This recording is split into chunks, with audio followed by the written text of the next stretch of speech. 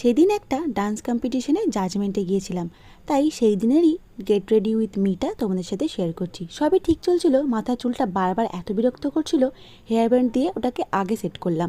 তারপরে মেকআপ করতে শুরু করলাম, ভাবছিলাম লাইট মেকআপ করব, কিন্তু কি করব, হাতের সামনে যা পাই তাই ধেবড়ে দিই।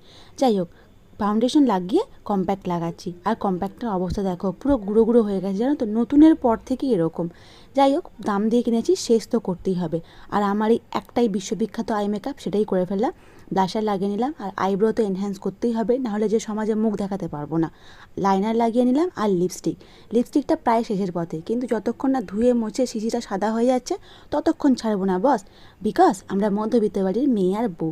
তারপর মাস্কারা লাগিয়ে টিপ পরে নিলাম, বেশ সুন্দরই লাগছে তাই না? চলো শাড়িটারি পরে নিই। শাড়ি পরে চুল বেঁধে সিঁদুর পরে নিলাম, তারপর গয়নাগাটি পরে আর ঘড়িটা অ্যাড করে নিলাম। এই হচ্ছে আমার ফুল লুক। দেখা হচ্ছে নেক্সট ব্লগে। ততক্ষণ